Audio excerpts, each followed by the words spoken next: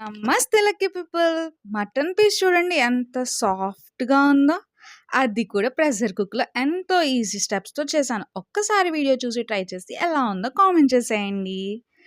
ముందుగా బాగా క్లీన్ చేసి పెట్టుకున్న మటన్‌లో జాజికాయ పొడి కొంచెం, హోల్ గరం మసాలా వేసేయండి. అదేనండి బిర్యానీ ఆకు, దాల్చిన చెక్క, మరాఠీ మొగ్గ, యాలక్కాయలు, లవంగాలు అన్నీ వేసేసాక కొత్తిమీర కొంచెం, 2 టేబుల్ స్పూన్స్ ఆయిల్, పసుపు చిటికెడు, సాల్ట్ 1 స్పూన్, కారం 2 స్పూన్స్, ధనియాల జీలకర్ర పొడి 1 స్పూన్ వేసి కలుపుతూనే ఉండండి. ఎంత బాగా కలిపితే అంత రుచి అనమాట. తర్వాత 2 మిర్చీస్, మసాలా వేసి బాగా మసాజ్ చేయండి.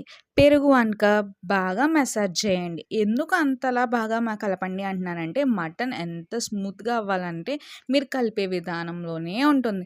అల్లం వెల్లుల్లి పేస్ట్ వేసి ఒక్కసారి కలిపి మూత పెట్టేయండి. ఈలోపు బ్రౌన్ ఆనియన్స్ వేపుకోండి. నేనైతే మార్చేసా, మీరు కొంచెం చూసుకొని వేపుకోండి. అందులో మటన్ వేసి కొంచెం వాటర్ రిలీజ్ అవ్వగానే 2 గ్లాసెస్ ఆఫ్ వాటర్ వేయండి. 6-7 విజిల్స్ పెట్టేయండి. మటన్‌ని విడిగా, వాటర్‌ని విడిగా తీసుకోండి. వాటర్ పడేయకండి. అదే కుక్కర్‌లో మిర్చి, కొంచెం వేపి పెట్టుకున్న ఫ్రైడ్ ఆనియన్స్ వేసి నెయ్యితో కలిపెట్టుకున్న బాస్మతి బియ్యం అయితే వేసాం. మామూలు బియ్యం అయినా బానే ఉంటుందండి.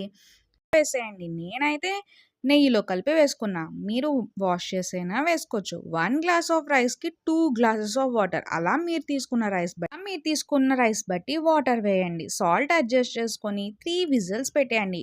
మీరెప్పుడైనా ఇలా కన్‌ఫ్యూజ్ అయ్యారా? 2 కుక్కర్స్ ఒకేసారి పెట్టి ఏ విజిల్ దేనికొస్తుందో అని అక్కడే ఉండి లెక్క పెట్టుకోవడం. అంతేనండి. ఎంతో టేస్టీ అయిన మటన్ బిర్యానీ ఈజీ వేలో ఎంతో జ్యూసీగా రెడీ అయిపోతుంది. మటన్ గ్రేవీ కూడా చేశాను. మటన్ గ్రేవీలో నంచుకొని తిన్నాను. మీరైతే రైతా లేదా మటన్ ఏదైనా ట్రై చేసి కామెంట్ చేసేయండి. Subscribe my channel. ఇలాంటి మంచి మంచి వంటలు, ఈజీ రెసిపీస్ కోసం ఒక్కసారి సబ్స్క్రైబ్ చేయరాదు?